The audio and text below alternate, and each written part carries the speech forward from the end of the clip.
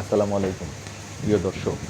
আমি যে জায়গাটিতে দাঁড়িয়ে আছি, এই জায়গাটি হচ্ছে ব্রাহ্মণবাড়িয়া জেলার পুরাতন জেলখানার পুকুর পাড়।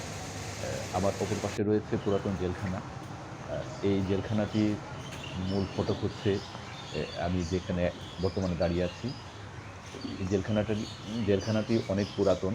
আ ব্রিটিশ আমলের জেলখানা। আ বর্তমানে এই জেলখানা পরিত্যক্ত অবস্থায় পড়ে আছে। পরিত্যক্ত থাকার কারণে এটাকে পুল এটাকে ব্রাহ্মণবাড়িয়া থানা ২ নং ফাঁড়ি হিসেবে ব্যবহার করছে। জায়গাটি পরিত্যক্ত না রেখে ব্রাহ্মণবাড়িয়ায় যেহেতু শিশুদের উপযোগী কোনো বিনোদনের জায়গা নেই, এই জায়গাটিকে শিশুদের উপযোগী করে একটি বিনোদন কেন্দ্র তৈরি করা যেতে পারে।